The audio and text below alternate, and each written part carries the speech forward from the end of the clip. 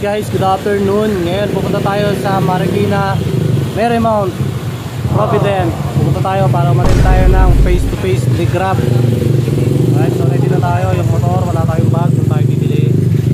Samahan nyo ako doon. Tara, silipin natin kung ano yung nandun. Let's go!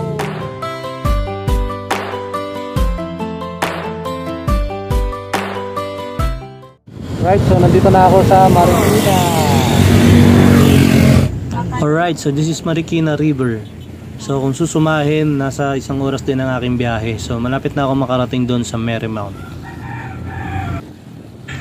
So andito na ako sa Marymount Village. Nakikita naman natin dito sa may banda sa simbahan, kakaliwa tayo dyan. Dito na yung Grab. Dito yung ginaganap yung face to face ni Grab. So subdivision lang siya. Ayan, so chinecheck na yung aking motor, mga ilaw. Chinecheck na, mga RCR, para makapasa. Yun, so pasa tayo guys. So bumili na lang ako ng bag kasi medyo sira na yung bag ko.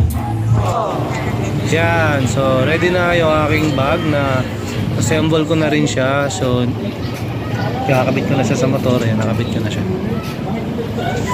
So ready na tayo para bumiyahe. Successful yung ating mandatory training dito sa may Marymount, Provident, Marikina. So kitang-kita naman natin guys, ang ganda ng bag kong bago. So kayo, punta rin kayo dito. Sana pumasa rin kayo. Dito lang yan. Maraming salamat. Bye bye.